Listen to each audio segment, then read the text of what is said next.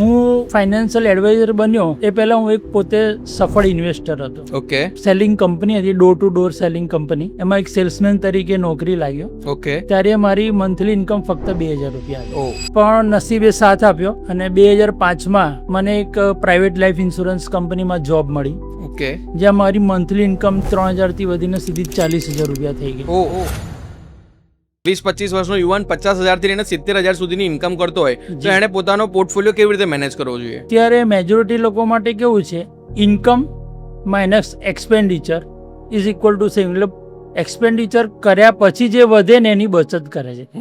પણ એકચ્યુઅલી કેવું હોવું જોઈએ, ઇન્કમ માઇનસ ઇન્વેસ્ટમેન્ટ અને ઇઝ ઇક્વલ ટુ એક્સપેન્ડિચર હોવા જોઈએ. એસઆઈપી ને લમસમમાં આપણે 10 વર્ષનો ગાળો લઈએ તો હા. શું વધુ ફાયદાકારક છે? લમસમ વધારે છે. ઓકે કારણ કે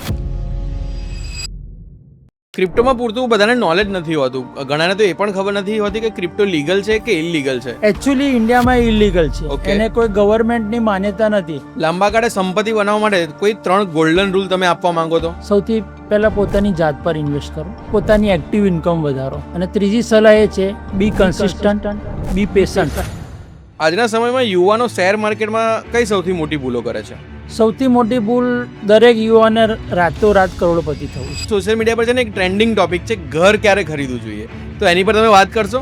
જ્યારે તમે કમાવાનું શરૂ કરવું હોય ત્યારે ઘર ન ખરીદવું જોઈએ.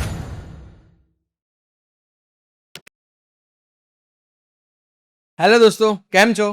હું છું તમારો હોસ્ટ અને દોસ્ત Dhaval Raval. Welcome to the Dhaval Raval show. આજના જમાનામાં છે ને પૈસા કમાવા થોડા સહેલા બન્યા છે, પરંતુ અઘરું બનતું જાય છે પૈસાને સેવ કેવી રીતે કરવા, પૈસાને ઇન્વેસ્ટ કેવી રીતે કરવા. કારણ કે પૈસા કમાઈ તો લઈએ, બધા વપરાઈ જાય તો પછી કંઈ મતલબ નથી. મોંઘવારી દિન પ્રતિદિન વધતી રહે છે. એટલે આજે અમે અમારા ગેસ્ટમાં બોલાવ્યા છે વડોદરાના famous financial advisor mister Vinod Vyas. કેમ છો વિનોદભાઈ? નમસ્કાર, ગુડ મોર્નિંગ. Good morning. આપણે દરેક વિષય પર વિગતમાં ચર્ચા કરીશું કે પૈસા કેવી રીતે ઇન્વેસ્ટ કરવા, શેર માર્કેટમાં કરવા, સોના ચાંદીમાં કરવા, એસઆઈપી કરવી, એસડબ્લ્યુપી કરવી, શું કરવું. સૌથી પહેલા આપણે વિનોદભાઈની જર્ની વિશે જાણીએ અને પછી બીજા બધા સવાલો પૂછીએ. સો વિનોદભાઈ, સૌથી પહેલા મારે એ જાણવું છે કે તમારી ફાઇનાન્શિયલ એડવાઇઝર બનવાની સફર કેવી રીતે શરૂ થઈ? હું ફાઇનાન્શિયલ એડવાઇઝર બન્યો એ પહેલા હું એક પોતે સફળ ઇન્વેસ્ટર હતો. ઓકે મારી જર્નીની હું વાત કરું તો 1996માં હું ગ્રેજ્યુએટ થયો, અને ગ્રેજ્યુએટ થયા પછી અમારા જમાનામાં રોજગારીની તકો બહુ જ ઓછી હતી. એટલે હું એક ડાયરેક્ટ સેલિંગ કંપની હતી, door to door selling company. એમાં એક સેલ્સમેન તરીકે નોકરી લાગ્યો. ઓકે ત્યારે મારી મંથલી ઇન્કમ ફક્ત 2,000 રૂપિયા હતી. ઓ તમે ક્યારની વાત કરી રહ્યા છો? 1996ની વાત. 96. ઓકે હા, એવી 2 વર્ષ 2,000 રૂપિયાની જોબ કરી. હવે આવક ઓછી હોય એટલે આપણને કંઈ જ્ઞાન પણ ના હોય કે જેટલા આવે એટલા ખર્ચાઈ જાય. એટલે આપણને કોઈ ફાઇનાન્શિયલ પ્લાનિંગ કોઈ જ ફંડા તે વખતે ખબર નથી. પછીના 2005 સુધી મારી ઇન્કમ લગભગ મંથલી 3,000-3,500 રૂપિયા જેવી ઇન્કમ રહી. એટલે Okay. પહેલા શરૂઆતના કેરિયરના 8 વર્ષ બહુ સ્ટ્રગલિંગ રહ્યા, પણ નસીબે સાથ આપ્યો અને 2005માં મને એક પ્રાઇવેટ લાઈફ ઇન્સ્યોરન્સ કંપનીમાં જોબ મળી, ઓકે જ્યાં મારી મંથલી ઇન્કમ 3,000 થી વધીને સીધી 40,000 રૂપિયા થઈ ગઈ. ઓ આટલો મોટો જમ્પ, બહુ જ મોટો જમ્પ. 10x કરતા પણ વધારે. 10x કરતા, મતલબ આ બહુ રેર થતું હોય છે. જી હવે જ્યારે માણસની આવક 3,000 થી વધી અને મંથલી 40,000 રૂપિયા થાય એટલે પછી માણસ છે ને ઝાલ્યો ના ઝલાય. 100%. મેજોરિટી લોકો શું કરે, આવક વધે એટલે શું કરે કે સામે EMI થી મોટું ઘર ખરીદી લે, ગાડી ખરીદી લે, અને પછી એના EMI પત્તા આખી જિંદગી પતી જાય એટલે એની પાસે કંઈ વેલ્થ ક્રિએટ ના થાય. પણ ફોર્ચ્યુનેટલી મારી ઇન્કમ 40,000 થઈ પછી મારે એક પુસ્તક વાંચવામાં આવ્યું જે હતું psychology of money. Psychology of money પુસ્તક વાંચ્યા પછી મને એક સમજાયું કે ખરી ફાઇનાન્શિયલ ફ્રીડમ જે છે, જે અચીવ કરવી હોય તો આપણે એવું કરવું પડે કે જો દુનિયા કરે છે એનાથી વિપરીત કરવું પડે. દુનિયા શું કરે કે જેમ આવક વધે એટલે સામે EMI થી એવી વસ્તુ ખરીદે કે એ જે પોતે એવું સમજે કે હું અસેટમાં રોકાણ કરું છું, પણ ખરેખર એ લાયબિલિટી હોય છે. ઘર ખરીદો તમે EMI થી, જ્યાં સુધી છેલ્લો હપ્તો ન પતે ને ત્યાં સુધી એ તમારી લાયબિલિટી છે. અને 40,000ની ઇન્કમ થયા પછી એ જરૂરી નથી કે કાયમ કન્ટિન્યુ તમારી જે એક્ટિવ ઇન્કમ છે એ કંઈ કાયમ ટકવાની નથી. આજે સમજો કે તમે 5 લાખ પણ કમાતા હોય ને તો કાલે હમ. 0 પણ થઈ શકે છે. એટલે એ સાયકોલોજી ઓફ મની નામની બુક વાંચ્યા પછી મને રિયલાઇઝ થયું કે આપણે જે દુનિયા કરે છે એવું નથી કરવું, અને આપણે પોતાનું ફાઇનાન્શિયલ પ્લાનિંગ ચાલુ કર્યું. અને યુ વોન્ટ બિલીવ 2005માં મેં મારું ફાઇનાન્શિયલ પ્લાનિંગ ચાલુ કર્યું, અને 2016માં હું જે વાર્ષિક આવક કમાતો હતો ને એના 10 ગણા મેં મારી વેલ્થ ક્રિએટ કરી દીધી હતી. વાર્ષિક આવકના 10 ગણા 10 ગણા. 2016માં. અને જેના કારણે હું મારી 9 to 6 જોબ છોડી શક્યો. શું વાત છે. અને એ એક્સપિરિયન્સ જે હતો 10 વર્ષમાં મારો વેલ્થ ક્રિએશનનો, એ એક્સપિરિયન્સ હું મારા ક્લાયન્ટને એને અપ્લાય કરું છું, અને એ એક્સપિરિયન્સના આધારે હું મારા ક્લાયન્ટનું ફાઇનાન્શિયલ પ્લાનિંગ કરું છું.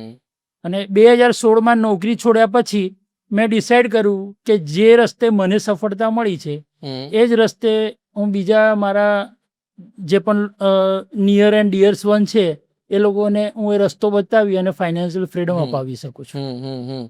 સો મેં જાણી શકીએ કે તમે અત્યારે કેટલો પોર્ટફોલિયો મેનેજ કરો છો?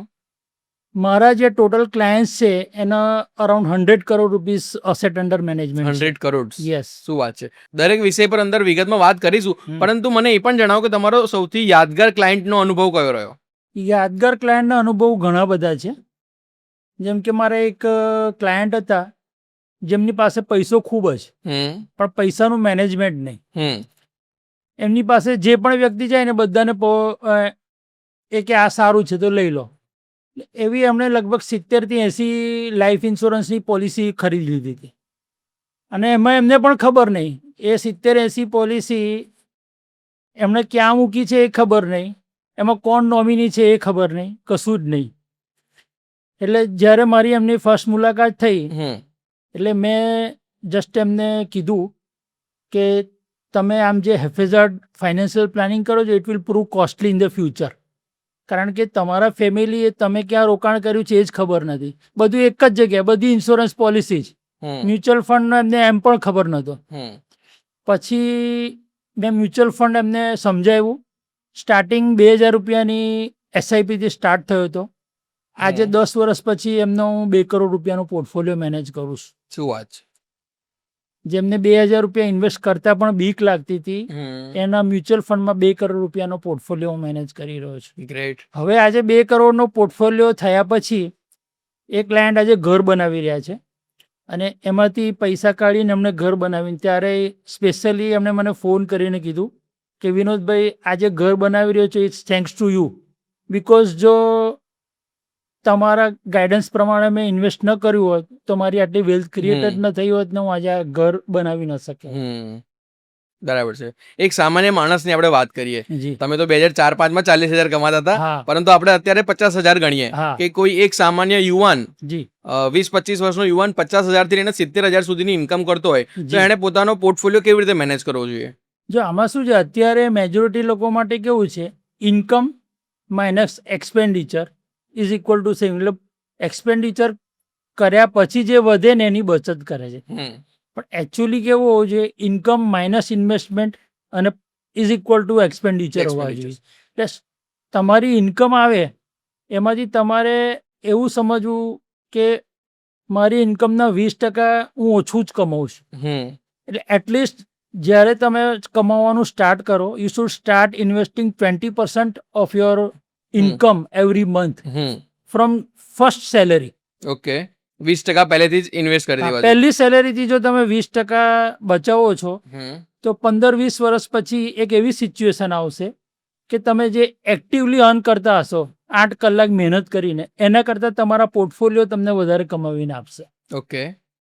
એ જે 20% છે, હા આપણે ધારો કે 1 લાખ રૂપિયાનું એક્ઝામ્પલ લઈએ, એમાંથી જી. આપણે 20,000 રૂપિયા ઇન્વેસ્ટ કર્યા, હા તો 20,000 કઈ કઈ જગ્યાએ કેવી રીતે વેચવા જોઈએ? છે એ ડિપેન્ડ્સ કરે છે એ જે વ્યક્તિ રોકાણ કરી રહ્યો છે ને એના રિસ્ક પ્રોફાઇલ પર. ઓકે. એટલે એ આખો ડાયનેમિક સબ્જેક્ટ છે, કોણે ક્યાં કેટલા. હવે કોઈ વ્યક્તિ રિટાયર્ડ થયેલો હોય અને 1 લાખ રૂપિયા રોકે તો એના માટે અલગ ફંડ આવે.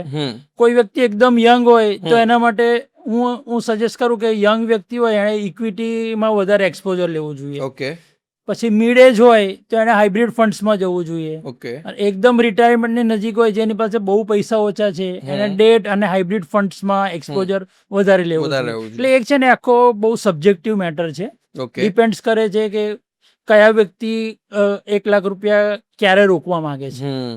એસઆઈપી ને લમસમમાં આપણે 10 વર્ષનો ગાળો લઈએ તો હા. શું વધુ ફાયદાકારક છે? લમસમ વધારે છે, ઓકે કારણ કે લમસમ તમે એક સાથે પૈસા રોકો છો અને 10 વર્ષ સુધી એનું કમ્પાઉન્ડિંગ એક મોટી અમાઉન્ટ પર થાય છે. ઓકે અને એસઆઈપી ટીપે ટીપે સરોવર ભરાય છે. એટલે જો તમારી પાસે પૈસા અવેલેબલ હોય તો લમસમ એસઆઈપી ને લાંબા ગાળે બીટ કરે. એટલે આપણે એવું કહી શકીએ કે નોકરિયાત વર્ગ હોય એસઆઈપી કરી શકે અને જે બિઝનેસમેન હોય એ લમસમ કરી શકે. હા, એટલે નોકરિયાત વર્ગ પાસે બી પૈસા હોય, જી કોઈ જગ્યાએથી આવ્યા હોય, જેમ કે કોઈ ઘર વેચ્યું હોય, જમીન વેચી હોય અને એનું મેનેજમેન્ટ કરવાનું હોય, લમસમ ઇન્વેસ્ટ કરી શકાય. પરંતુ ત્યાં છે ને જાતે કરવા જાય ને તો એની કોસ્ટ બહુ મોટી છે. ઓકે કારણ કે સમજો કે તમે એક 40-50 લાખ રૂપિયાની અમાઉન્ટ એક સામટી નાખો અને જો તાત્કાલિક માર્કેટ કરેક્શન થાય તો તમારા પૈસાની વેલ્યુ અડધી પણ થઈ શકે છે. બરાબર છે. એટલે જ્યારે પૈસા બહુ મોટી પૈસાનું રોકાણ કરવાનું હોય ત્યારે મારી એક એવી સલાહ છે કે દરેક વ્યક્તિએ એક સારા મ્યુચ્યુઅલ ફંડ ડિસ્ટ્રીબ્યુટર, ફાઇનાન્શિયલ એડવાઇઝરની સલાહ લઈને જ કરવા જોઈએ. ઓકે અત્યારે કોઈ વ્યક્તિ તમારા પાસે આવે, ફોર એક્ઝામ્પલ 50 લાખ રૂપિયા લઈને તમારી સાથે આવે, જી, તો તમે એને 4-5 વર્ષમાં કેટલે સુધી પહોંચાડી શકો? એ ડિપેન્ડ્સ કરે છે કે વ્યક્તિના ગોલ શું છે, કયા પર્પઝ માટે એ રોકી રહ્યા છે. સી રિટર્ન્સ છે ને કમ્સ વિથ રિસ્ક. ઓકે એટલે જ્યાં સુધી એ વ્યક્તિનો રિસ્ક પ્રોફાઇલ ના જણાય ત્યાં સુધી એને હું કઈ વસ્તુ રેકમેન્ડ કરું એ અત્યારે હું ન કહી શકું. It depends upon person to person. સમજો કે હવે અત્યારે તમે મારી પાસે 50 લાખ લઈને આવો, તમે યંગ છો અને જો એ પૈસા તમે આવતા 10-15 વર્ષ સુધી ભૂલી જવાના છો, જી, તો હું એવું કહું કે તમે એને ઇક્વિટી એક્સપોઝર વધારે લો. ઓકે પણ જો તમે એવું કહો ના મારે આ પૈસા 5 વર્ષ પછી જ કોઈ પર્ટિક્યુલર ગોલ માટે રોકવાના છે, તો પછી એના ફંડ્સના પ્રકાર અલગ આવે. હાઇબ્રિડ ફંડ્સમાં જવું જોઈએ, થોડું ડેટમાં અલોકેશન કરવું જોઈએ, થોડું ગોલ્ડ સિલ્વરમાં અલોકેશન કરવું જોઈએ. એટલે ડિપેન્ડ્સ કરે છે જે વ્યક્તિ પૈસા રોકવાનો છે એના ગોલ્સ પર, એના રિસ્ક એપેટાઇટ પર. એ ડિપેન્ડ્સ કરે. બરાબર છે. દરેકની સ્ટ્રેટેજી અલગ હોવી જોઈએ. દરેકની સ્ટ્રેટેજી અલગ. આ છે ને કોઈ યુટ્યુબ અને સોશિયલ મીડિયામાં જોઈ અને કરવાનો બિલકુલ સબ્જેક્ટ નથી. આમાં મેજોરિટી લોકો પૈસા ગુમાવે છે. 100% ઓનલાઈન પ્લેટફોર્મથી પૈસા ગુમાવતા હોય છે. બિલકુલ બિલકુલ. તમે એવું જણાવી શકો કે 20 વર્ષની ઉંમર અથવા 30 વર્ષની ઉંમર અથવા 40 વર્ષની ઉંમર, આ ત્રણ એજ ક્રાઇટેરિયા હોય તો એને કઈ તરફ ફંડનું રોકાણ વધુ કરવું જોઈએ? જે 20 વર્ષની વ્યક્તિ હોય ને એને મારી એવી સલાહ છે કે એની પાસે સમય છે ને એ સૌથી મોટી અસેટ છે. જી. એટલે 20 વર્ષની વ્યક્તિ જો કમાતી હોય અથવા તો પોતાની પાસે સેવિંગ હોય તો he should start early. Okay. કારણ કે જે વેલ્થ ક્રિએશનમાં સૌથી મોટું ફેક્ટર છે ને એ ટાઈમ છે. કમ્પાઉન્ડિંગ એ ટાઈમ સાથે બહુ મેજિક કરતું હોય છે. એટલે શરૂઆતમાં એને વહેલી શરૂઆત કરવી જોઈએ. પછી પોતાની જાત પર ઇન્વેસ્ટમેન્ટ કરવું જોઈએ. પોતાના પર્સનલ ડેવલપમેન્ટ પર જો એ ઇન્વેસ્ટમેન્ટ કરે અને પોતાની એક્ટિવ ઇન્કમ વધારશે તો એ ઇન્વેસ્ટમેન્ટ વધારે કરી શકશે અને એટલું જ વહેલું એનું ફાઇનાન્શિયલ ફ્રીડમ થઈ શકશે. બરાબર છે. અને 30 વર્ષ અને 40 વર્ષ? 30 વર્ષની વ્યક્તિ હોય એની પાસે ઓલરેડી જવાબદારીઓ આવી ગઈ હોય, જેમ કે એના લગ્ન થઈ ગયા હોય, બરાબર, એના બાળકો હોય, બરાબર, અને પછી એને આગળ બાળકોના ફ્યુચર્સ માટે ઇન્વેસ્ટમેન્ટ કરવું પડે. એટલે 30 વર્ષની વ્યક્તિને મારી સલાહ છે એ should start with financial planning. એનું જે સ્ટાર્ટ કરવું જોઈએ એ હેલ્થ ઇન્સ્યોરન્સથી. ઓકે. પહેલો હેલ્થ ઇન્સ્યોરન્સ, બીજું બધું ના કરે તો ચાલે પણ હેલ્થ ઇન્સ્યોરન્સ ઇઝ મસ્ટ. કારણ કે મેં ઘણા એવા ફેમિલી જોયા છે કે જેના ઘરમાં મોટી બીમારી આવે તે એ ગરીબીની રેખાની નીચે જતા રહ્યા છે. એટલે પહેલો હેલ્થ ઇન્સ્યોરન્સ, પછી લાઈફ ઇન્સ્યોરન્સ. લાઈફ ઇન્સ્યોરન્સમાં ફક્ત ટર્મ ઇન્સ્યોરન્સ. ટર્મ ઇન્સ્યોરન્સ નાની ઉંમરમાં ખરીદો એટલે તમને બહુ સસ્તો મળે. 12-15 હજાર રૂપિયામાં તમારું 1 કરોડ રૂપિયાનું રિસ્ક કવર થઈ જાય.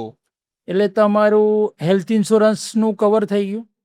પછી તમારું ટર્મ ઇન્સ્યોરન્સ આવી ગયો. Then you to start investing in mutual fund. Okay. Mutual ફંડમાં એક સાઇઝેબલ પોર્ટફોલિયો થઈ જાય પછી તમારે સ્ટોક માર્કેટમાં જવાનું, ડાયરેક્ટ ઇક્વિટીમાં. બરાબર છે.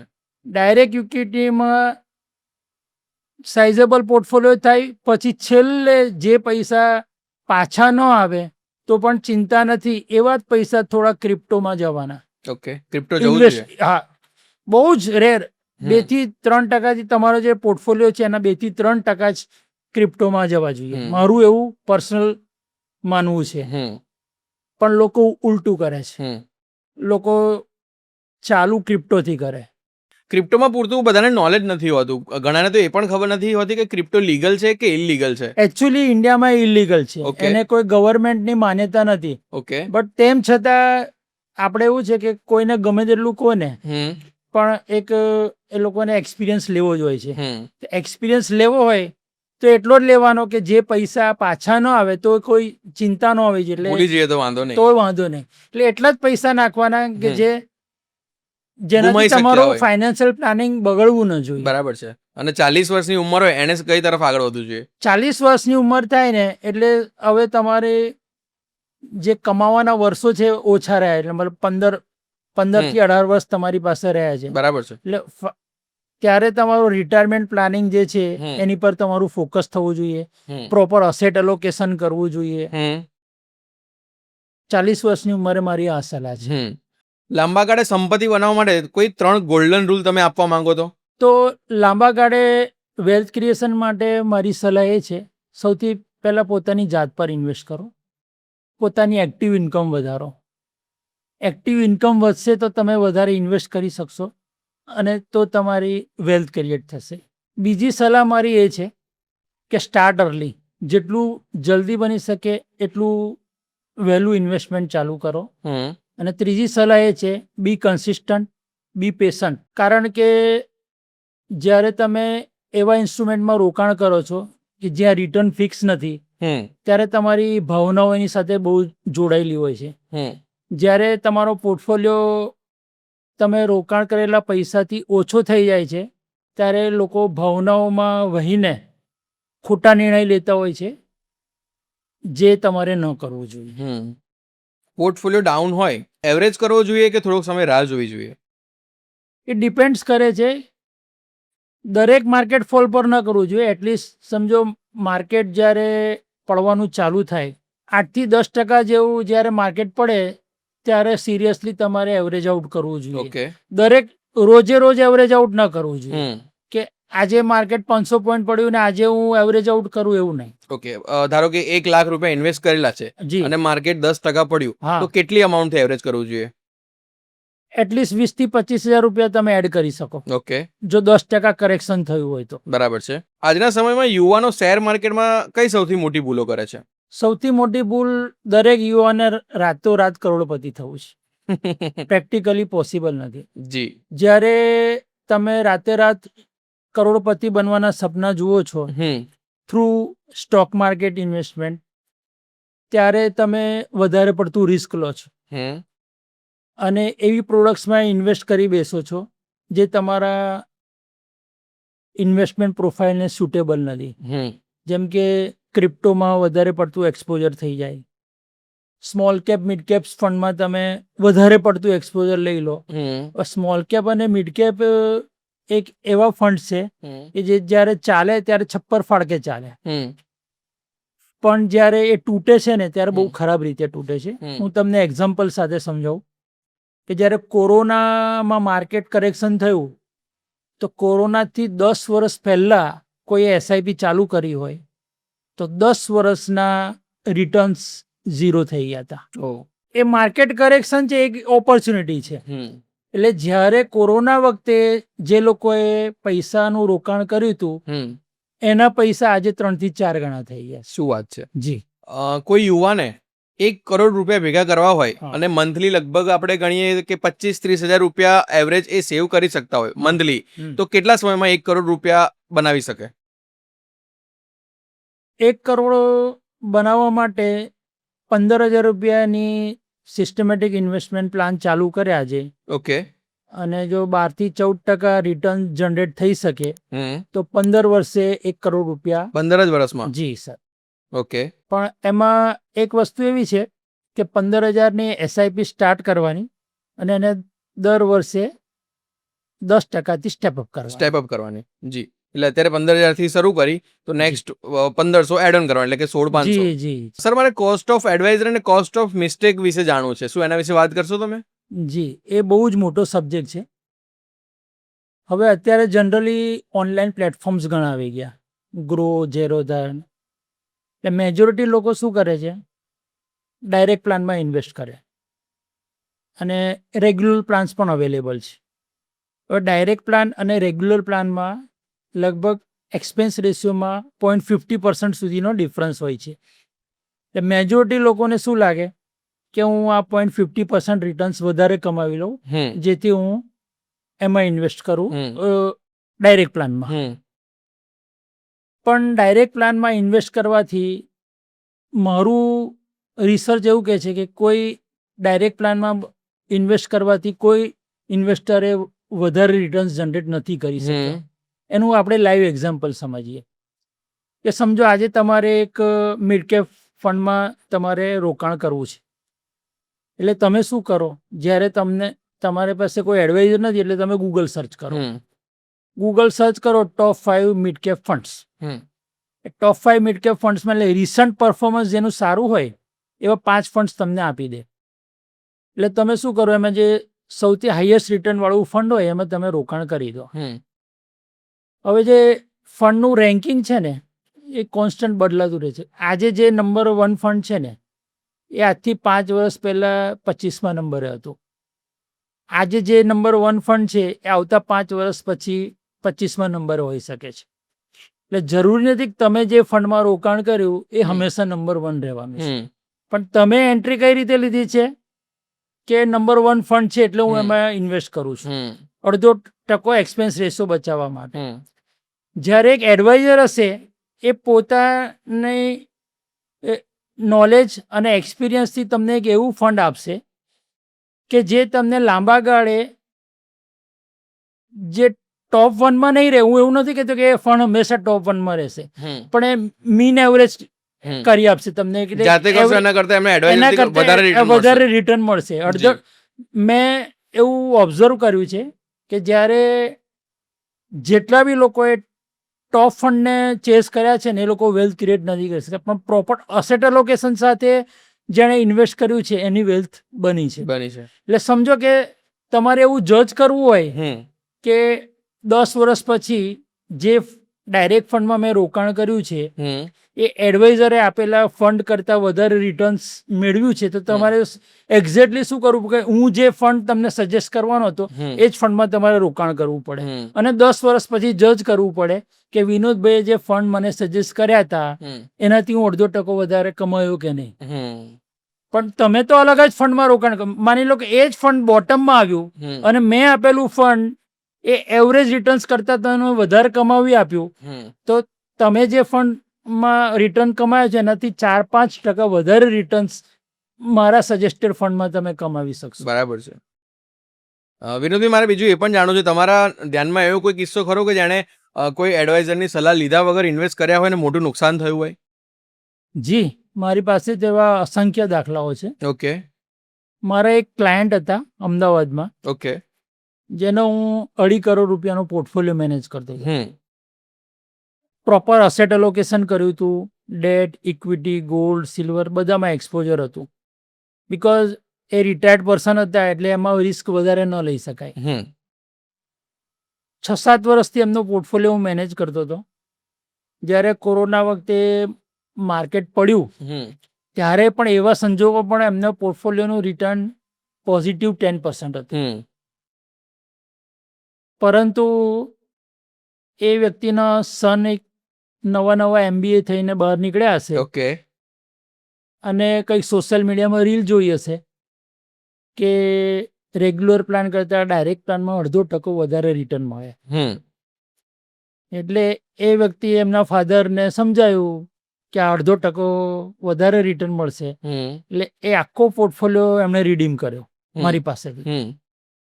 મારી પાસેથી પોર્ટફોલિયો રિડીમ કર્યો અને કોઈ ઓનલાઈન પ્લેટફોર્મ પર એમણે 2.5 કરોડ રૂપિયાનું ઇન્વેસ્ટમેન્ટ કરી દીધું. એ રિટાયર્ડ વ્યક્તિ હતા અને બધું જ એમણે પૈસાનું ઇન્વેસ્ટમેન્ટ કર્યું મિડ કેપ અને સ્મોલ કેપ. એ વાતને આજે 2.5 વર્ષ થઈ ગયા અને આજે પણ હું જ્યારે એમનો પોર્ટફોલિયો જોઉં છું તો 2.5 વર્ષ પહેલાં જે ઇન્વેસ્ટમેન્ટ કર્યું હતું એના કરતાં પણ આજે એમની પોર્ટફોલિયોની વેલ્યુ ઓછી છે, ડાઉન છે. બિલકુલ. જ્યારે મારી પાસે એમનું રોકાણ હતું ત્યારે ખરાબ માર્કેટમાં પણ એમના પોર્ટફોલિયોમાં પોઝિટિવ 10% રિટર્ન હતું અને કોરોના પત્યાને આટલા વર્ષ થયા પછી પણ જ્યારથી એમણે ફંડ મારી પાસે ઉપાડ્યું છે એ અત્યારે પણ નેગેટિવમાં છે. એટલે કોસ્ટ ઓફ, જે આપણે અગાઉ વાત થઈ ને કે cost of adviser A cost of mistake કરતાં ઘણી ઓછી છે. એટલે ફાઇનાન્શિયલ એડવાઇઝરની જરૂર પડે. બિલકુલ. તમે કીધું કે એમણે ફંડ રેગ્યુલરમાંથી ડાયરેક્ટમાં કર્યું. એનો અર્થ સમજાવશો? રેગ્યુલરમાંથી ડાયરેક્ટ એટલે? રેગ્યુલર પ્લાન અને ડાયરેક્ટ પ્લાનમાં એક ફરક હોય છે કે એનો એક્સપેન્સ રેશિયો ડાયરેક્ટ પ્લાનનો ઓછો હોય, રેગ્યુલર કરતાં 0.5%. જેથી કરીને બધાને એમ લાગે કે એક્સપેન્સ રેશિયો હોવાના કારણે, ઓછો હોવાના કારણે અમને લાંબા ગાળે રિટર્ન વધારે જનરેટ થાય. બરાબર. પણ જ્યારે તમે ડાયરેક્ટ પોતાની નોલેજથી કરો છો ત્યારે એમાં કોસ્ટ ઓફ મિસ્ટેક જોવી પડે કે એક ખોટું ફંડ સિલેક્ટ થઈ જાય, ખોટું અસેટ અલોકેશન થઈ જાય, ત્યારે એની જેના કારણે તમારું રિટર્ન્સ વર્ષો સુધી નેગેટિવમાં રહે છે, એની કોસ્ટ બહુ મોટી છે. બરાબર છે. કોઈ પણ વ્યક્તિ લાઈફમાં કયા સ્ટેજ પર આવે પછી એને ફાઇનાન્શિયલ એડવાઇઝરની સલાહ લેવી જોઈએ? મારું માનવું છે કે જ્યારે તમે ઇન્વેસ્ટિંગ સ્ટાર્ટ કરો ને ત્યારે જ ફાઇનાન્શિયલ એડવાઇઝર, પહેલેથી જ તમે પહેલાં ફાઇનાન્શિયલ એડવાઇઝર સાથે જોડાઓ, એમનું માઇન્ડસેટ સમજો કે કયા માઇન્ડસેટથી એડવાઇઝર્સ તમને ગાઈડ કરે છે. ફાઇનાન્શિયલ પ્લાનિંગના ફંડા સમજો. 10-15 વર્ષ તમે એમની સાથે કામ કરો, એમની પાસેથી સમજો અને પછી તમે જ્યારે તમને એવું લાગે કે હવે હું જાતે મેનેજ કરી શકીશ, પછી તમે જાતે પોતાનું મેનેજ કરવાનું ચાલુ કરો. બરાબર છે. અને સોશિયલ મીડિયા પર એક રીલ જોઈને કે એક વિડીયો જોઈને કોઈ ફાઇનાન્શિયલ એડવાઇઝર પર વિશ્વાસ કરવો પણ થોડુંક વિચારવા જેવું છે. તો કેવી રીતે ભરોસો મૂકી શકાય કોઈ વ્યક્તિ પર, કોઈ ફાઇનાન્શિયલ એડવાઇઝર પર? ફાઇનાન્શિયલ એડવાઇઝર પર ભરોસો કરવો હોય ને તો એના પર્સનલ અચીવમેન્ટ જોવા પડે, એ વ્યક્તિનું જાહેર જીવન જોવું પડે, એ વ્યક્તિ ઓલરેડી કેટલા લોકોના પોર્ટફોલિયો મેનેજ કરે છે, કેવા પોર્ટફોલિયો, કેટલી રકમના પોર્ટફોલિયો મેનેજ કરે છે, એ બધું જોઈને જજ કરી શકાય. જ્યારે હું જાહેર જીવનમાં વાત કરું તો હું પોતે ફાઇનાન્શિયલ એડવાઇઝર એમને નથી બની જવાતું. એમફીની એક્ઝામ પાસ કરવી પડે છે, એસોસિએશન ઓફ મ્યુચ્યુઅલ ફંડની એક્ઝામ પાસ કરી, પછી પર્સનલ ફાઇનાન્સના કોર્સિસ કરેલા છે, QPFP, qualified personal finance professional. મુંબઈની એક સંસ્થા છે નેટવર્ક FP, જે પર્સનલ ફાઇનાન્શિયલ એડવાઇઝર્સ માટે આવા કોર્સિસ ચલાવે છે, એ કોર્સિસ કરેલા છે. અને એ કોર્સિસ કરવાને કારણે મારા ક્લાયન્ટ્સને ઘણો ફાયદો થયો કે કેમ કે હું જ્યારે કોઈના પૈસા મેનેજ કરતો હોય એટલે મારે પૈસા મને અટમોસ્ટ ગુડ ફેથથી આપતા હોય, એટલે એ અટમોસ્ટ ગુડ ફેથ તૂટે નહીં એટલા માટે મારે એક I have to make sure કે એમના પૈસા કોઈ મારી ખોટી સલાહને કારણે પૈસા ડૂબી ન જવા જોઈએ. એટલે એ બધું જજ કરી અને તમારે પર્સનલ ફાઇનાન્શિયલ પ્રોફેશનલને ચૂઝ કરવા જોઈએ. સો વિનોદભાઈ, ઘણા છે ને સોશિયલ મીડિયા પર અનઓથોરાઇઝ પર્સનાલિટી હોય જે દરેક મ્યુચ્યુઅલ ફંડની અથવા તો આ વિષય પર વિગતમાં વાત કરતા હોય. લોકો ત્યાં જોડાતા હોય છે, બાયોમાં લિંક આપી હોય, લિંકમાંથી એપ્લિકેશન ડાઉનલોડ કરે, એપ્લિકેશન હોય એટલે કોઈને પણ એવું થાય કે એપ્લિકેશન છે એટલે જેન્યુઇન હશે અને એમાં પૈસા ઇન્વેસ્ટ કરીને પછી પૈસા ભરી જતા હોય છે. હા, એટલે બહુ જ મારી પાસે તો રોજે રોજ આવા કિસ્સા આવે છે. એકચ્યુઅલી જે સોશિયલ મીડિયા છે ને એક એવું અત્યારે માધ્યમ બની ગયું છે જેનાથી મારા ઘણા ક્લાયન્ટ્સના લાખો કરોડો રૂપિયા ડૂબી ગયા છે. એટલે જ્યારે તમે તમારા હાર્ડ અર્ન મનીને ઇન્વેસ્ટ કરો છો ત્યારે મારી એવી સલાહ છે કે તમારો એક એડવાઇઝર એવો હોવો જોઈએ જેનું તમને પોતાને બેકગ્રાઉન્ડ ખબર હોવી જોઈએ, બરાબર. પછી દરેક એડવાઇઝર એમફી સાથે જોડાયેલો છે કે નહીં એનું ઓલરેડી એમફીની વેબસાઇટ પર એના ડેટા અવેલેબલ હોય છે. જે વ્યક્તિ ફાઇનાન્શિયલ મ્યુચ્યુઅલ ફંડ ડિસ્ટ્રીબ્યુટર છે હમ, એનું નામ સર્ચ કરો એમફીની વેબસાઇટ પર જઈને, હમ, અને જો એ ખરેખર મ્યુચ્યુઅલ ફંડ સેલ કરવા માટે ઓથોરાઇઝ હોય એવા વ્યક્તિ સાથે જ તમારે મ્યુચ્યુઅલ ફંડમાં ઇન્વેસ્ટ કરવું કરવું જોઈએ. જોઈએ. વિનોદભાઈ, અત્યારે આપણા banking sector, mutual fund sector અને ઇન્સ્યોરન્સ સેક્ટર, આ ત્રણેય સેક્ટરમાં કરોડો રૂપિયા અનક્લેમ પડ્યા છે. એનું શું કારણ? ફાઇનાન્શિયલ સિસ્ટમમાં અનક્લેમ પૈસા છે એનું મેજર કારણ એ છે કે અલગ અલગ પ્લેટફોર્મથી મેં રોકાણ કર્યું હોય, હમ, મારા ઘરના વ્યક્તિને ખબર જ ના હોય. હમ, એટલે જ્યારે હું આ દુનિયામાં ન રહું, એટલે જ્યાં સુધી એમને ખબર ન પડે કે મેં ક્યાં રોકાણ કર્યું છે ત્યાં હમ. સુધી પૈસા અનક્લેમ જ રહેવાના છે. હમ, માની લો ખબર બી પડે, હવે મેં એવા પ્લેટફોર્મ્સથી રોકાણ કર્યું હોય જેની કોઈ લોકલ ઓફિસ જ નથી વડોદરામાં. જેમ કે અત્યારે ગ્રો ઝેરોદાની વાત કરું તો એની હેડ ઓફિસ છે બેંગ્લોરમાં, ઓકે. એટલે એને પૈસા લેવા જવું પડે બેંગ્લોર. ઓ. બરાબર. હમ. એટલે એમાં પૈસા મળવામાં આપણને વિલંબ થાય વિલંબ થાય, અને ઘણા ભોગ આપવા પડે. ઘણા ભોગ આપવા પડે. હમ, પછી નોમિનીનું નામ જે છે એ ખોટું લખ્યું હોય. હમ, જેમ કે હું એક એક્ઝામ્પલ આપું કે સમજો મારું નામ વિનોદ રમાકાંત વ્યાસ છે, હમ, પણ મારા ફાધરે જો મારું નામ ખાલી વિનોદ વ્યાસ લખ્યું છે, તો પણ જ્યારે હું પૈસા ક્લેમ કરવા જાઉં ને તો એની પ્રોસેસ બહુ લાંબી હોય. ઓ. એટલે મારે I have to make sure કે જ્યારે હું નોમિની કરું તો એનું નામ જે ઇન્કમ ટેક્સના રેકોર્ડમાં છે ને એક્ઝેક્ટ મારે એવું જ લખવું જોઈએ. ઓકે. એની ડેટ ઓફ બર્થ પણ મેચ થવી જોઈએ. જો હું ખોટી ડેટ ઓફ બર્થ લખું ને હમ, તો પણ પૈસા લેવામાં મને તકલીફ પડી શકે છે. બરાબર. અને સૌથી જો તમારે પૈસા હમ, તમે એવું ઈચ્છો હમ, કે અનક્લેમ ન રહે તો હમ. સૌથી બેસ્ટ ઉપાય છે વિલ કરી દો. ઓકે. કારણ કે નોમિનેશન છે ને હમ, એ નોમિનેશન નોમિની છે એ અલ્ટિમેટ બેનિફિશરી નથી. હમ, ખરેખર જ્યારે તમે આ દુનિયામાં હયાત ન હોવ ત્યારે તમારા લીગલ હાયર્સને પૈસા મળતા હોય છે. હમ, એટલે તમે ન ઈચ્છતા હોય ને એવા વ્યક્તિ પણ એમાં ભાગ માંગવા આવી શકે હમ. છે. એકચ્યુઅલી તમારે જ્યારે પણ તમારી જેટલી પણ સંપત્તિ છે હમ, મતલબ એ તમારી સંપત્તિ હોય, મતલબ તમારી પ્રોપર્ટી હોય, ઇન્સ્યોરન્સ પોલિસી હોય કે મ્યુચ્યુઅલ ફંડ હોય, હમ, દરેક વસ્તુનું વિલમાં મેન્શન કરવું જરૂરી છે. હમ, જેના કારણે તમે જેને ચાહશો એને જ પૈસા મળશે. હમ. વિલ એ લીગલ ડોક્યુમેન્ટ છે અને એક રાખવું કેટલું જરૂરી છે? એબ્સોલ્યુટલી, મતલબ વિલ જે છે એ લીગલ ડોક્યુમેન્ટ છે, કારણ કે જ્યારે તમે વિલ કરો ત્યારે 100 થી 200 રૂપિયાના સ્ટેમ્પ પેપર પર કરો છો, નોટરી થાય છે.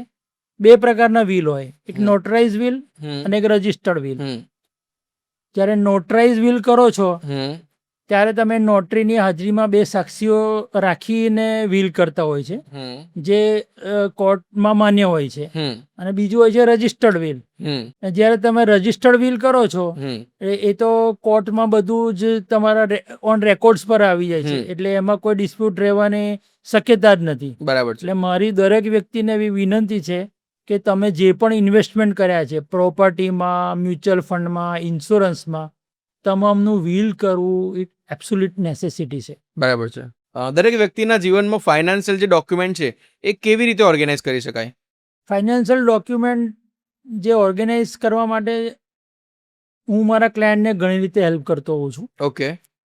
જેમ કે મારી પાસે એવા વેલ્થ મેનેજમેન્ટના એપ્સ છે હમ, જેમાં તમે તમારા બધા જ ડોક્યુમેન્ટ્સ હમ, એમાં સ્ટોર કરી શકો છો. હમ, ડોક્યુમેન્ટ સ્ટોર કરવા સાથે સાથે હમ, તમે તમારા જે પણ ઇન્વેસ્ટમેન્ટ કર્યા છે હમ, એને ડેલી વેલ્યુએશન ટ્રેક પણ કરી શકો છો. હમ, એટલે વેલ્થ મેનેજમેન્ટના મારી પાસે એવા સેબી રજિસ્ટર્ડ એવા એપ્સ છે હમ.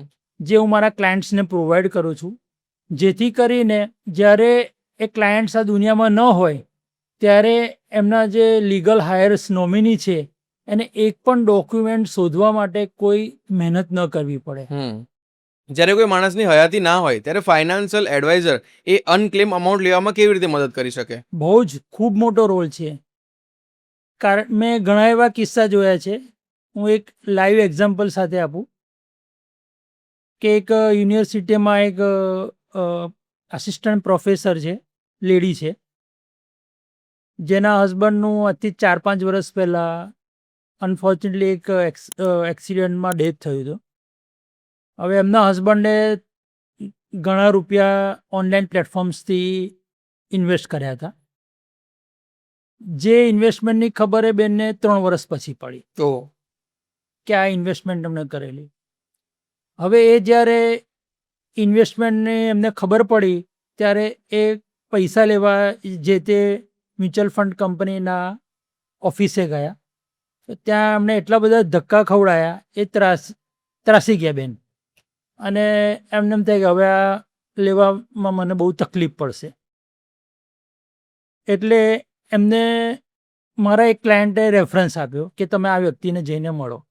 એ મારી પાસે આવ્યા અને જે પણ એમના પૈસા હતા અનક્લેમ 3-4 વર્ષથી, એ બધા જ પૈસા મેં 20 દિવસમાં એમના બેંક એકાઉન્ટમાં જમા થઈ ગયા. શું વાત, એવી સર્વિસ મેં પ્રોવાઈડ કરી. ગ્રેટ. વિનોદભાઈ, આપણો વિડીયો જોઈને તો બધા જાગૃત 100% થશે જ, પણ પરંતુ ભૂતકાળમાં જે કોઈના ઘર પરિવારનું કોઈ વ્યક્તિ અવસાન પામ્યું છે, જી. તો એના ઘર પરિવારે એવું તપાસ કરવી હોય કે એ વ્યક્તિએ કોઈ જગ્યાએ પૈસા ઇન્વેસ્ટ કર્યા હતા કે નહીં, હા, માર્કેટમાં અથવા તો મ્યુચ્યુઅલ ફંડ્સમાં કે કોઈ પણ જગ્યાએ, તો એ કેવી રીતે જાણી શકાય? એમાં જ મારી માસ્ટરી છે. શું વાત છે? હા જી. હું દરેક વ્યક્તિને કહું છું કે તમને એવું લાગતું હોય કે તમારા સગા સંબંધી જેણે પૈસા ઇન્વેસ્ટ કર્યા હતા અને તમે ટ્રેક નથી કરી શકતા, તો એ સર્વિસીસ હું પ્રોવાઈડ કરું છું. ઓકે. જો કોઈને લાગતું હોય કે એમના પૈસા અનક્લેમ પડ્યા છે, તો સ્ક્રીન પર મારા આપેલા નંબર પર મને કોન્ટેક્ટ કરી શકે તો છે. એ તો કદાચ વ્યક્તિ જીવિત હોય અને ભૂલી ગયો હોય તો પણ તમારો તો સંપર્ક કરી પણ શકે. જીવિત હોય કે મૃત, એમાં મારી માસ્ટરી છે. હા, એટલે માસ્ટરી છે, એટલે એ તો તમે ઓન કેમેરા નહીં કહો. જી. એ મારો સિક્રેટ છે. જી જી જી જી. હું અનક્લેમ પૈસામાં તો હું સૌથી વધારે, ભલે એ મારા ક્લાયન્ટ હશે કે નહીં હોય, બરાબર હું છે. બધાને હેલ્પ કરીશ. જો તમને એવું લાગતું હોય કે તમારા ઘરમાં કોઈનું અવસાન થયું અને તેમણે પૈસા કોઈ જગ્યાએ ઇન્વેસ્ટ કર્યા હશે, પરંતુ તમને ખબર નથી કે પૈસા ક્યાં ઇન્વેસ્ટ કર્યા હશે, તો તમે નીચે આપેલા નંબર પર વિનોદભાઈનો સંપર્ક કરી શકો છો. અને તમને એવું લાગતું હોય કે તમારા રિલેટિવમાં બીજું કોઈ છે, તો એને વિડીયો જરૂરથી શેર કરજો. આપણે આગળ વાત કન્ટિન્યુ કરીએ. વિનોદભાઈ, તમે તમારી માસ્ટરની તો વાત કરી, તો અમને બીજું એ પણ જણાવો કે તમે બીજી કઈ કઈ સર્વિસ આપો છો? ઘણી બધી સર્વિસીસ પ્રોવાઈડ કરું છું. ઓકે. જેમ કે પહેલાના જમાનામાં કેવું હતું, ફિઝિકલ શેર્સ હતા. તો ઘણા લોકો પાસે એવા શેર્સ હોય છે જે ડીમેટમાં કન્વર્ટ નથી થયા. તો ફિઝિકલ શેર્સને ડીમેટમાં કન્વર્ટ કરાવવાના. ઓકે. પછી અનક્લેમ ડિવિડન્ડ્સ, ઘણા જે ફિઝિકલ શેર્સ હતા એના ડીમેટ આવ્યા પછી એના ડિવિડન્ડ્સ પણ લોકો લઈ નથી શકતા. એ સર્વિસીસ પ્રોવાઈડ કરું છું. કોઈ વ્યક્તિ આ દુનિયામાં નથી અને એના નામે શેર્સ છે, પણ એ શેર્સ એના નોમિનીના નામે ટ્રાન્સફર નથી થઈ શકતા due to legal dispute. Okay. કેમ કે એમાં ઘણા બધા લેવાવાળા હોય છે, ક્લેમ્સ કરવાવાળા ઘણા બધા હોય છે. એવા કેસીસ પણ હું સોલ્વ કરું છું. એટલે કે તમારા પૂર્વજો જે વસ્તુમાં રોકાણ કરીને ગયા, પરંતુ એ લીગલ ડિસ્પ્યુટના કારણે એના જે અલ્ટિમેટ બેનિફિશરીને નથી મળી શકતા ડ્યુ ટુ લીગલ કોમ્પ્લિકેશન્સ, એમાં હું બહુ જ મોટી સહાયતા કરું છું. વિનોદભાઈ, મને આમાં જાણવાની બહુ ઈચ્છા થાય છે, તો મને એવો કોઈ કિસ્સો જણાવશો કે કોઈ વ્યક્તિ તમારા પાસે આવ્યું હોય અને એમને ખબર ના હોય કે એમને ઇન્વેસ્ટ કર્યા હતા અને તમે પછી પાછળથી એમને પૈસા શોધી આપ્યા હોય? એટલે કે પેલું આપણે રીલ્સમાં જોયું છે ને કે કોઈને MRF ના 50 શેર મળ્યા, 100 શેર મળ્યા, એવું થયું છે તમારી સાથે? ઘણા કિસ્સા આવે છે. મારા એક ક્લાયન્ટ્સે બહુ 25-30 વર્ષ પહેલા કોઈ શેર્સમાં રોકાણ કર્યું હશે. હા. ક્લાયન્ટના ફાધરે. બરાબર. એમના ફાધર પણ ભૂલી ગયા હતા ઓ કે આ એમને કઈ અલમારીમાંથી શેરના સર્ટિફિકેટ મળ્યા. હા. અને ખબર પડી કે આ ઇન્વેસ્ટમેન્ટ કરેલું છે. એટલે હવે એ પ્રોસેસ છે ને બહુ જ લેન્ધી પ્રોસેસ. જ્યારે ફિઝિકલ શેરમાંથી તમારે ડીમેટમાં કન્વર્ટ કરવાના હોય ત્યારે એ પ્રોસેસ બહુ લાંબો છે અને ખર્ચાળ પણ છે. એટલે એ વ્યક્તિને ખબર નથી કે શું કરવું. એટલે મારી પાસે આવ્યા. એટલે મારી તો આમાં માસ્ટરી જ છે. એટલે મારું આખું એક લીગલ ટીમ સાથે ટાઈઅપ છે. એટલે ફિઝિકલ શેર્સ મેં એ લીગલ ટીમને આપ્યા. પછી એનો જે આખો પ્રોસેસ હતો એ ક્લાયન્ટ સાથે શેર કરવામાં આવ્યો અને ફિઝિકલ શેરને ડીમેટમાં કન્વર્ટ કરીને આપ્યા. જે 5,000 ના શેર હતા જેની આજે વેલ્યુ 10 લાખ રૂપિયા છે. શું વાત છે! અચાનકથી 10 લાખ મળે એટલે જી. ખુશ થઈ જાય માણસ. જી એટલે આવું દરેક અસેટ ક્લાસમાં થઈ શકે. જેમ કે ખાલી શેર બજાર નહીં, હમ. મ્યુચ્યુઅલ ફંડ હોય, હા. તમારી પ્રોપર્ટીના કોઈ પણ ડિસ્પ્યુટ હોય, હમ. એવા પણ જે કેસીસ હોય એમાં પણ હું સર્વિસીસ પ્રોવાઈડ કરું છું. બરાબર છે. આજના સિનારીઓ પ્રમાણે તમે સોના ચાંદીમાં ઇન્વેસ્ટમેન્ટ કરવાનું કહો કે પછી શેર માર્કેટમાં? એ ડિપેન્ડ્સ કરે છે પર્સન ટુ પર્સન. ઓકે. એમાં એવું છે કે પ્રોપર અસેટ અલોકેશન કરવું જ જોઈએ. હું એવું નહીં કહું કે બધું શેર બજારમાં નાખો કે હમ. બધું ગોલ્ડમાં નાખો કે સિલ્વરમાં નાખો. હમ.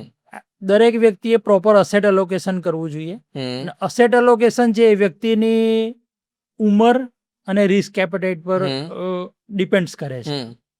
એટલે કોઈ વ્યક્તિ બહુ જ યંગ હોય હમ. તો ગોલ્ડમાં જે એક્સપોઝર લેવું જોઈએ 10-15% વધારે ન હોવું જોઈએ. ઓકે.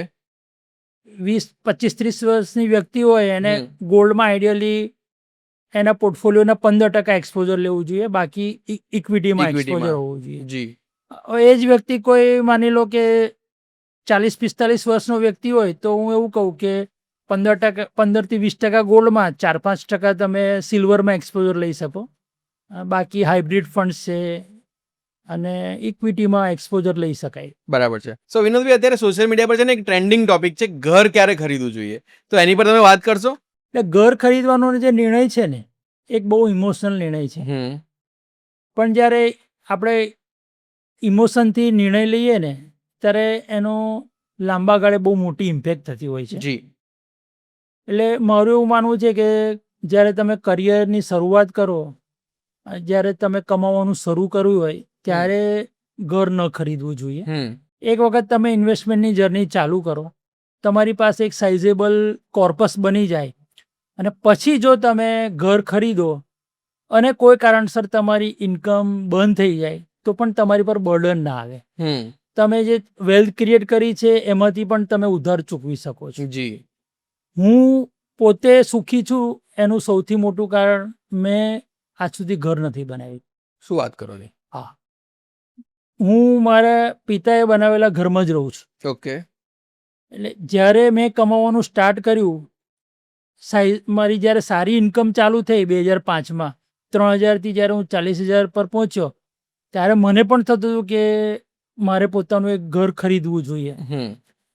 પણ જ્યારે મને ફાઇનાન્શિયલ ફ્રીડમનો કોન્સેપ્ટ ખબર પડી અને મને લાગ્યું કે ઘર ખરીદવું એક મોટી લાયબિલિટી છે અને એ વસ્તુ એવોઇડ કરી, જેના કારણે હું ફક્ત 10 જ વર્ષમાં એટલી વેલ્થ ક્રિએટ કરી શક્યો કે જે 9 to 6 જોબ જેને હું હેટ કરતો હતો એ છોડી શક્યો. અને બીજું ફાયદો એ છે, બીજો આ પોઈન્ટ ઘણા લોકોને નથી ખબર કે જ્યારે તમે મ્યુચ્યુઅલ ફંડમાં રોકાણ કરો અને જ્યારે તમે વેલ્થ માની લો કે તમે મ્યુચ્યુઅલ ફંડમાં રોકાણ કર્યું અને 1 કરોડ રૂપિયાનું કોર્પસ બનાવી દીધું અને એ પૈસા તમે વિથડ્રો કરો છો ત્યારે એની પર 12.5% ગેઇન ઉપર ટેક્સ લાગે છે. ઓકે. હવે જો ગેઇન પર ટેક્સ જે લાગે છે ને એ બચાવવાનો એક લીગલી રસ્તો છે. તમે મ્યુચ્યુઅલ ફંડમાંથી જે પણ પૈસા ઉપાડ્યા અને એની પર જે ગેઇન થયો છે એ બચાવવા માટે તમે જો કોઈ રેસિડેન્શિયલ પ્રોપર્ટીમાં ઇન્વેસ્ટ કરી દો છો તો એ 12.5%નો ગેઇન પર જે ટેક્સ લાગે છે માફ થઈ જાય.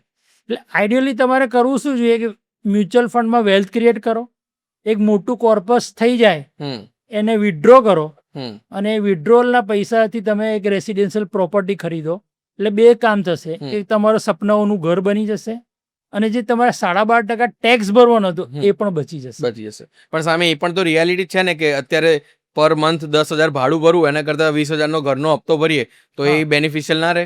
ના, એનું કેલ્ક્યુલેશન હું સમજાવું કે તમે જે 20,000 રૂપિયા EMI ભરો છો અને 10,000 રૂપિયા ભાડું ભરો છો, તો જે ડિફરન્સ રહ્યો ને 10,000 રૂપિયાનો એ ઇન્વેસ્ટ કરશો. ઓકે.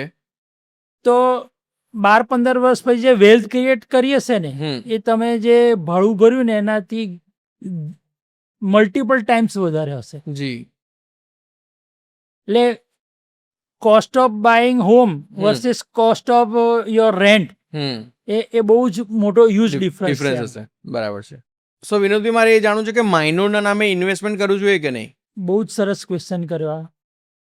માઇનરના નામે ઇન્વેસ્ટમેન્ટ કરવું ને એ પણ એક ઇમોશનલ ડિસિઝન છે. ઓકે. મેજોરિટી લોકો માઇનરના નામે ઇન્વેસ્ટમેન્ટ કરે છે બિકોઝ એમની સાથે ઇમોશન્સ જોડાયેલા છે કે આ મારું બાળક છે એના નામે હું ઇન્વેસ્ટ કરું. પણ એમાં ઘણા રિસ્ક ફેક્ટર બી છે ઓકે. જે હું તમને લાઈવ એક્ઝામ્પલ સાથે સમજાવીશ. ઓકે. મારા એક ક્લાયન્ટે માઇનરના નામે ઇન્વેસ્ટમેન્ટ કરી દીધું. માઇનરના નામને જ્યારે 6-7 વર્ષનું હતું ત્યારે ઇન્વેસ્ટમેન્ટ કર્યું હતું બાળક મોટું થયું અને ફર્ધર સ્ટડી માટે યુએસએ ગયો. ઓકે. યુએસએમાં એણે સ્ટડી કરી અને ત્યાં જ સેટલ થઈ ગયા. ઓકે. હવે જ્યારે તમે માઇનરના નામે ઇન્વેસ્ટમેન્ટ કર્યું હોય ને 18 વર્ષનું થાય ને ત્યારે એક પ્રોસિજર આવે છે કે એ માઇનરના નામથી મેજરના નામે તમારે કન્વર્ટ કરવું પડે. અને એ જ્યારે ઇન્વેસ્ટમેન્ટ માઇનરના નામેથી મેજરના નામે કન્વર્ટ કરવું હોય ત્યારે એની હાજરી જરૂરી છે બાળકને. ઓકે. હવે બાળક છે યુએસએમાં, એ આવવા તૈયાર નથી કેમ કે એની પાસે ટાઈમ નથી. એ પૈસાની એમને જરૂર છે જેના માતા પિતાએ ઇન્વેસ્ટમેન્ટ કર્યું હતું એ પૈસાની જરૂર છે તો પણ એ આજે લઈ નથી શકતા બિકોઝ એ માઇનરથી મેજરનો પ્રોસેસ બાકી છે. બીજા કિસ્સામાં વાત કરું કે માઇનર બાળકીના નામે રોકાણ કર્યું હતું, 18 વર્ષની થઈ. બધા કેસમાં નથી થતું પણ 1-2 કિસ્સામાં થયેલું છે. 18 વર્ષની ઉંમરે એ બાળકી જે માતા પિતા નહોતા ઈચ્છતા એવા વ્યક્તિ સાથે ભાગીને લગ્ન કરી લીધા. હવે એ ઇન્વેસ્ટમેન્ટ પણ એમના ફસાઈ ગયેલા છે. બરાબર છે. કરીશ હું એવું નથી કહેતો કે બધા કેસમાં આવું થશે, રિસ્કી છે, પણ લાંબા ગાળાનું રિસ્ક સમજીને વિચારીને ઇન્વેસ્ટ કરવું જોઈએ. બરાબર છે. અને આજકાલ છે ને એક નવી ઇન્વેસ્ટમેન્ટ કેટેગરી SIF વિશે સાંભળવા મળે છે, તો એ શું છે એના વિશે વાત કરશો? જી, SIF એટલે સ્પેશિયલાઇઝ ઇન્વેસ્ટમેન્ટ ફંડ. હા. સ્પેશિયલાઇઝ ઇન્વેસ્ટમેન્ટ ફંડ છે ને એ મ્યુચ્યુઅલ ફંડનો જ એક મોટો ભાઈ છે. ઓકે. પણ પહેલાં આપણે સમજવું પડે મ્યુચ્યુઅલ ફંડ શું છે. તો મ્યુચ્યુઅલ ફંડ છે ને એમાં મ્યુચ્યુઅલ ફંડ કંપની હોય એ ઇન્વેસ્ટર પાસેથી પૈસા કલેક્ટ કરે અને એના ફંડ મેનેજર હોય એ પોર્ટફોલિયો બનાવીને ઇન્વેસ્ટ કરે. હવે જે ઇન્વેસ્ટમેન્ટ કરે ને એ ડિલિવરી બેઝ ઇન્વેસ્ટમેન્ટ હોય, મતલબ પોર્ટફોલિયો બનાવવાનો એને કહેવાય લોંગ ઓનલી ફંડ. એટલે ફંડ મેનેજરનો વ્યૂ હોય કે આ જે પોર્ટફોલિયો બનાવી છે એના સ્ટોકનો પ્રાઇસ વધશે અને એ ફંડની એનએવી વધશે અને જેથી ફંડ રિટર્ન્સ જનરેટ કરી શકશે. ડિલિવરી બેઝ પર એને ઇન્વેસ્ટમેન્ટ કરવું પડે. એ કોઈ ડેરિવેટિવ્સ યુઝ ન કરી શકે મ્યુચ્યુઅલ ફંડનો ફંડ મેનેજર. ડેરિવેટિવ્સ કયા છે? તો શોર્ટ સેલિંગ અને એફ&ઓ જે મ્યુચ્યુઅલ ફંડના ફંડ મેનેજર યુઝ નથી કરી શકતા. ઇન્ડિયન જે મ્યુચ્યુઅલ ફંડનો કાયદો છે એ પ્રમાણે ન કરી શકે. ડેરિવેટિવ્સ યુઝ કરી શકે ને એવી પ્રોડક્ટ્સ ઓલરેડી માર્કેટમાં અવેલેબલ છે જેને કહેવાય છે AIF, અલ્ટરનેટ ઇન્વેસ્ટમેન્ટ ફંડ. પણ એમાં મિનિમમ ઇન્વેસ્ટમેન્ટ છે 1 કરોડ રૂપિયા. એના ફંડ મેનેજરને ઘણી બધી ફ્રીડમ હોય છે, જેમ કે એ પ્રી IPO ના સ્ટોક્સનો પોર્ટફોલિયો બનાવી શકે, સ્ટાર્ટઅપ્સ જે હોય એના સ્ટોક્સનો પણ પોર્ટફોલિયો બનાવી શકે અને એ પોર્ટફોલિયોમાં શોર્ટ સેલિંગ અને એફ&ઓ એ અપ્લાય કરી શકે અને પોર્ટફોલિયો પર લીવરેજ પણ લઈ શકે. લીવરેજ એટલે પોર્ટફોલિયો પર લોન લઈને પણ પૈસા ઇન્વેસ્ટ કરી શકે. એટલે એક રિસ્કી પ્રોડક્ટ છે, રિટર્ન્સ પણ સારું આપે બટ એમાં આ જે છે future and option, short selling અને લીવરેજ જેના કારણે વધારે રિટર્ન જનરેટ કરી શકે છે. પણ એમાં મિનિમમ ઇન્વેસ્ટમેન્ટ છે 1 કરોડ રૂપિયાનું છે જેના કારણે જે મિડલ ક્લાસ છે એમાં ઇન્વેસ્ટમેન્ટ ન કરી શકે. એટલે કે મ્યુચ્યુઅલ ફંડ અને AIF એમાં જે ગેપ છે, જે ડેરિવેટિવ્સ યુઝ ન કરી શકાય એવું મ્યુચ્યુઅલ ફંડમાં જે છે એ ગેપને પૂરી કરવા માટે સેબી એક નવી ઇન્વેસ્ટમેન્ટ કેટેગરી લોન્ચ કરી છે જેને કહેવાય SIF, સ્પેશિયલાઇઝ ઇન્વેસ્ટમેન્ટ ફંડ, જેમાં ફંડ મેનેજર પોર્ટફોલિયોના 25% સુધી શોર્ટ સેલિંગ અને એફ&ઓમાં એક્સપોઝર લઈ શકે છે. જેના કારણે જે 3 માર્કેટ સિચ્યુએશન છે, જે ફોલિંગ માર્કેટ, સાઇડવેઝ માર્કેટ અને વોલેટાઇલ માર્કેટ, એમાં પણ ફંડ મેનેજર આલ્ફા જનરેટ કરી અને રિટર્ન્સ કમાવી શકે છે. એટલે જેણે ઓલરેડી મ્યુચ્યુઅલ ફંડમાં સાઇઝેબલ પૈસા રોકી દીધા છે અને જેને કંઈક વધારે રિટર્ન્સ કમાવાનું એક્સપેક્ટેશન છે, એના માટે એક સુટેબલ પ્રોડક્ટ છે SIF. ઓકે, બરાબર છે. સો વિનોદભાઈ, મારે એ જાણવું છે કે રિટાયરમેન્ટ પ્લાનિંગ ક્યારથી શરૂ કરવું જોઈએ અને મોટાભાગના લોકો રિટાયરમેન્ટમાં કેમ સ્ટ્રગલ કરે છે? આ બહુ સરસ ક્વેશ્ચન છે. જી. મારું ઓબ્ઝર્વેશન હું જોઉં છું કે રિટાયરમેન્ટ લાઈફમાં લગભગ 95% લોકો સ્ટ્રગલ કરતા હોય છે. જી. અને જેનું કારણ એ હું સમજાવું તમને કે રિટાયરમેન્ટ લાઈફમાં સ્ટ્રગલ કેમ થાય છે ને, એના માટે આપણે પહેલાં આપણી લાઈફ સાયકલ સમજવી પડે. જનરલી આપણે શું કરીએ, 25 વર્ષ 22 થી 25 વર્ષ સુધી આપણે ભણવામાં જાય. ભણ્યા પછી આપણે નોકરી ચાલુ કરીએ, કામ ધંધો રોજગાર ચાલુ કરીએ, પછી આપણી ઇન્કમ ચાલુ થાય એટલે સૌથી પહેલાં આપણા લાઈફમાં શું આવે, પહેલો ગોલ આવે કે લગ્ન કરીએ. હવે લગ્ન કરીએ એટલે લગ્નમાં બહુ જ વિશાળ ખર્ચો થઈ જાય. અત્યારે જનરલી હું ઓબ્ઝર્વ કરું છું કે લોકોની એન્યુઅલ ઇન્કમના 8 થી 10 ટાઈમ લોકો લગ્ન પાછળ ખરીદે છે. જી. ઘણા ખરા લોકો તો દેવું કરીને પણ લગ્ન કરે છે. બરાબર. એટલે પહેલો ગોલ આવ્યો લગ્ન, એમાં જે પૈસા તે બધા જ તમે ખર્ચી દીધા. લગ્ન ત્યાં પછી બાળક થાય. બાળકના એજ્યુકેશનમાં પણ આપણે ઇમોશનથી ડ્રીવન બધા ડિસિઝન લેતા હોય છે અને એવી મોંઘી સ્કૂલોમાં આપણે બાળકનું એજ્યુકેશન કરીએ છીએ જેથી મારી આવકનો ઘણો મોટો પોર્શન એમાં જતો રહેતો હોય છે. એજ્યુકેશન ઓલમોસ્ટ બધી તમે 50,000 વાળી સ્કૂલમાં ફી વાળી સ્કૂલમાં મૂકો કે 1.5 લાખ ફી વાળી સ્કૂલમાં મૂકો, એમાં એજ્યુકેશન તો સરખું જ થવાનું છે. પણ આપણું ઇમોશન છે કે હું એને સારી સ્કૂલમાં ભણાવું, એ સૌથી મોટો ખર્ચો ત્યાં થઈ ગયો. પછી આવે ઘર. જ્યારે હું ઘર બનાવું ને, એ પણ એક ઇમોશનથી ડ્રીવન મારું ડિસિઝન છે. એટલે જ્યારે હું ઘર બનાવું ત્યારે પણ હું મારી કેપેસિટીથી બહાર જઈને હું ઘર પાછળ પૈસા ખરીદું છું. જેમ કે અત્યાર સુધી હું જે કમાયો છું, મારું PF વિથડ્રો કરી લીધું, મારા મ્યુચ્યુઅલ ફંડના સેવિંગ તોડીને મેં ઘરનું ડાઉન પેમેન્ટ કર્યું, એમાં EMI એટલો મોટો બાંધી દીધો કે પછી મારી પાસે બચત કરવા માટે કંઈ બચતું નથી. પછી ઘર બનાવી લીધું, પછી બાળકોનું મેરેજ આવ્યું. પહેલાં પોતાનું મેરેજ, પછી બાળકોનું મેરેજ આવ્યું. બાળકોનું મેરેજ આવે ત્યારે પણ હું એટલો ખર્ચો કરું છું કે જે અત્યાર સુધી હું કમાયો છું એ બધું એમાં વાપરી નાખ્યું. અને પછી આવે રિટાયરમેન્ટ. અને રિટાયરમેન્ટ જ્યારે લાઈફ આવે ત્યારે ઓલરેડી મારી પાસે બચત માટે પૈસા નહોતા અને જે બચત હતી ઓલરેડી હું બીજા ગોલ્સ માટે ખરીદી ચૂક્યો છું. એટલે હવે રિટાયરમેન્ટ લાઈફમાં હું સ્ટ્રગલ કરીશ, એક સ્વાભાવિક વસ્તુ છે. જી. એટલે મેજોરિટી લોકોના કેસમાં આ છે કે જ્યારે બહુ સારું કમાતા હતા ત્યારે રિટાયરમેન્ટ ગોલ એમના જીવનમાં સૌથી છેલ્લે આવવાનો હતો ને, એટલે એના વિશે વિચાર્યું જ નહીં. જે એમના લાઈફમાં ગોલ ઇન્સ્ટન્ટ આવવાના હતા, ઇન્સ્ટન્ટ ગ્રેટિફિકેશન, જેમ કે અત્યારે મારે મોંઘી ગાડી લેવી છે તો આજે કાલનું વિચાર્યા વગર આજે મેં મોંઘી ગાડી લઈ લીધી, ઘર લઈ લીધું, લેવિશ લાઈફસ્ટાઈલ જીવ્યો.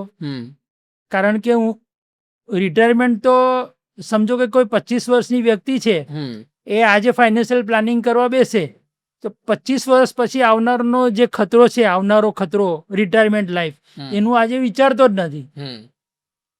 જેના કારણે મેજોરિટી લોકો રિટાયરમેન્ટ લાઈફમાં સ્ટ્રગલ કરતા હોય છે.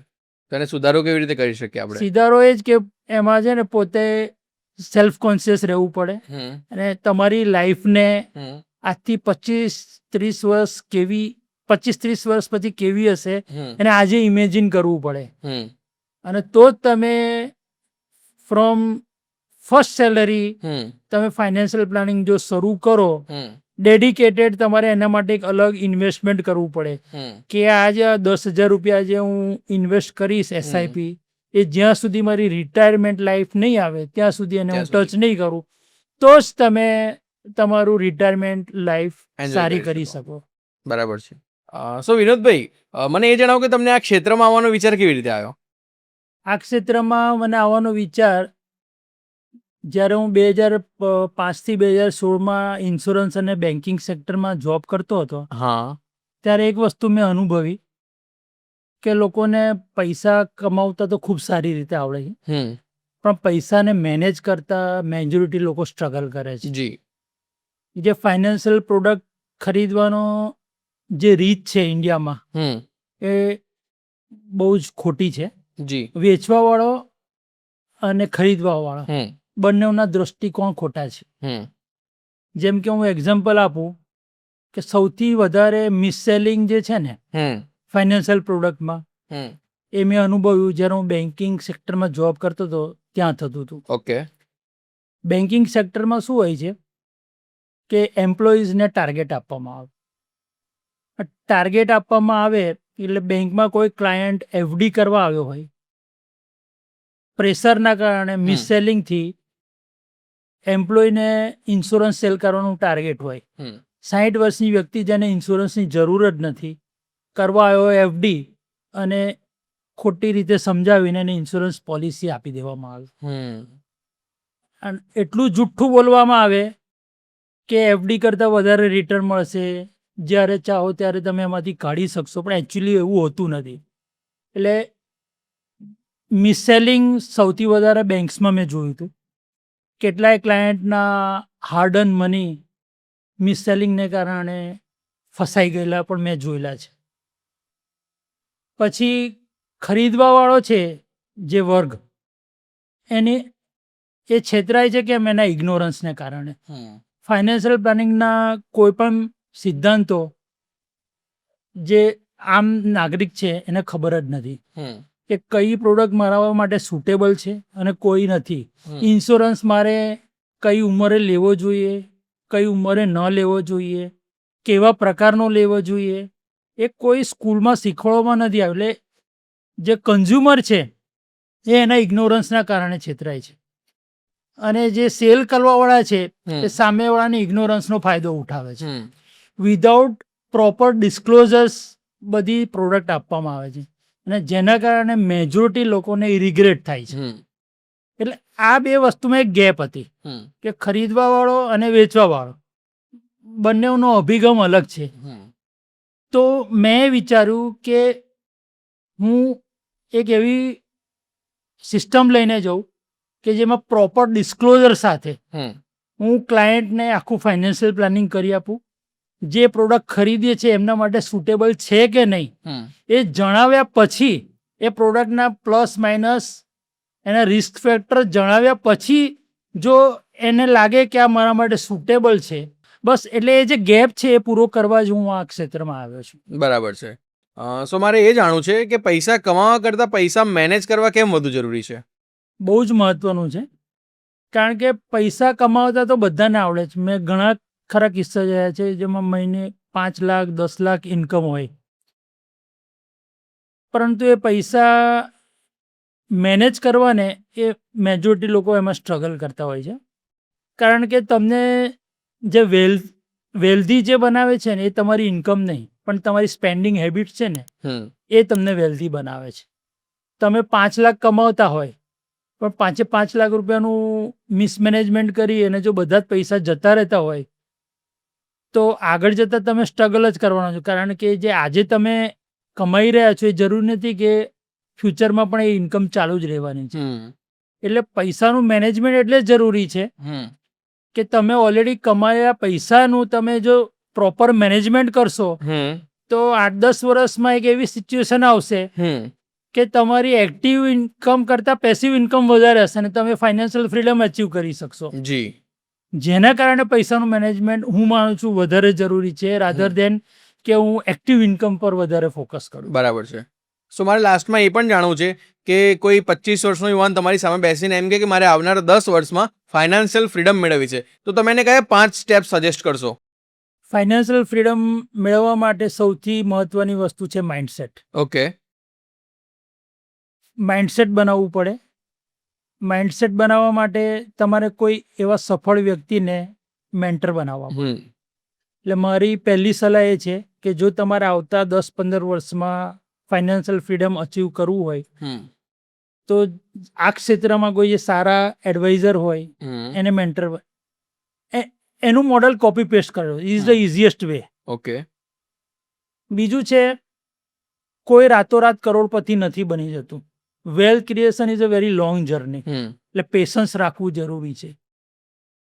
કરિયરની શરૂઆતમાં કોઈ મોટી જવાબદારી ન લો, હમ એ પણ બહુ મહત્વનું છે. હમ ચોથું છે પ્રોપર અસેટ એલોકેશન કરો. હમ અસેટ એલોકેશન એટલે તમામ અસેટ ક્લાસમાં રોકાણ કરવું. હમ ઇક્વિટી, ડેટ, ગોલ્ડ, સિલ્વર, દરેક અસેટ ક્લાસમાં બરાબર છે. રોકાણ કરવું.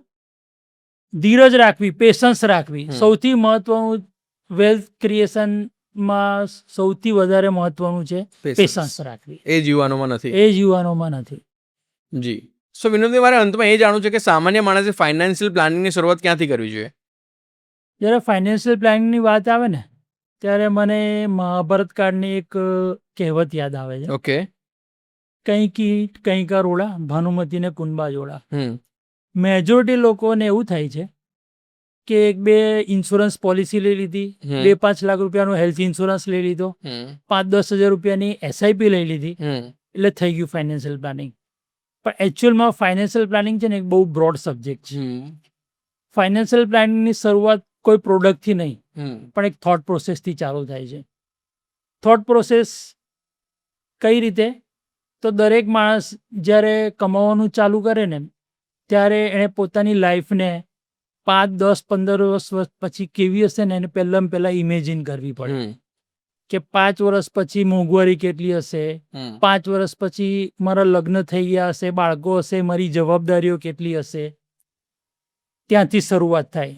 બીજું, જીવનની ઘણી વાસ્તવિકતાઓ પણ સ્વીકાર કરવો પડે હમ કે હું જે અત્યારે કમાઉં છું હમ એ ઇન્કમ કાયમ એક સરખી નથી રહેવાની. હમ એ ઇન્કમમાં વધારો ઘટાડો થઈ શકે છે. હમ કાલે ઉઠીને જો મને કોઈ એવી મોટી ભયંકર બીમારી આવી તો એનું મેનેજમેન્ટ હું કઈ રીતે કરીશ? હમ મારા બાળકોનું એજ્યુકેશન, એના લગ્ન, એનું હું મેનેજમેન્ટ કઈ રીતે કરીશ? એનું ઇમેજિનેશન તમારે બહુ અર્લી લાઈફમાં કરવું પડે. એ બધા તમને જ્યારે વાસ્તવિકતાનો તમે સ્વીકાર કરો હમ અને પછી એનો રિવર્સ કેલ્ક્યુલેશન કરવા પડે કે જેમ કે આજથી મારું એક ડ્રીમ છે કે આજથી 10 વર્ષ પછી મારે એક ઘર ખરીદવું છે, હમ 1 કરોડ રૂપિયાનું. હમ 1 કરોડનું ઘર ખરીદવું પહેલાં મારે વિચારવું પડે એક સામટા પૈસાથી લેવું છે કે ઈએમઆઈથી લેવું છે.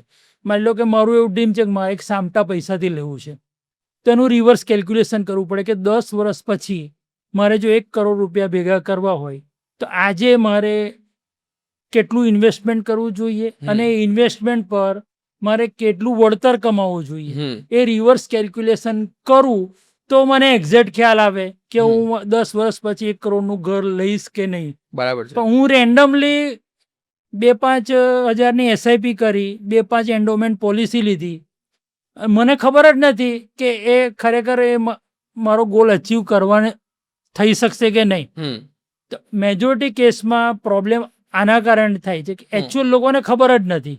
રિવર્સ કેલ્ક્યુલેશન કોઈને કરતા આવડતું નથી હમ કે મારા એક્ઝેક્ટ ફ્યુચર ફાઇનાન્શિયલ ગોલ છે હમ એ અચીવ કરવા માટે કેટલા પૈસા જોઈશે, હમ એ પૈસા અચીવ કરવા માટે આજે મારે શું કરવું પડશે, હમ કેટલા ઇન્વેસ્ટ કરવા પડશે, કેટલું રિટર્ન કમાવવું પડશે. એટલે શરૂઆત ત્યાંથી થાય છે બરાબર કે છે. તમારા ગોલ્સ આઈડેન્ટિફાઈ કરો. હમ ગોલ્સ આઈડેન્ટિફાઈ કર્યા પછી હમ અત્યારે તમે જે ઇન્વેસ્ટમેન્ટ કરી રહ્યા છે હમ એનું કેલ્ક્યુલેશન કરો કે એનાથી 10 વર્ષ પછી હું કેટલા પૈસા ભેગા કરી શકીશ અને જે ગેપ આવે એ ગેપ હું કઈ રીતે ફિલ કરીશ. હમ જો એટલું જ કોઈ વ્યક્તિને આવડી જાય હમ તો એનું ફાઇનાન્શિયલ પ્લાનિંગ એ સરળતાથી કરી શકે છે. હમ સો અંતમાં અત્યારે જે દર્શકો જોઈ રહ્યા છે એમને તમે શું કહેવા માંગશો?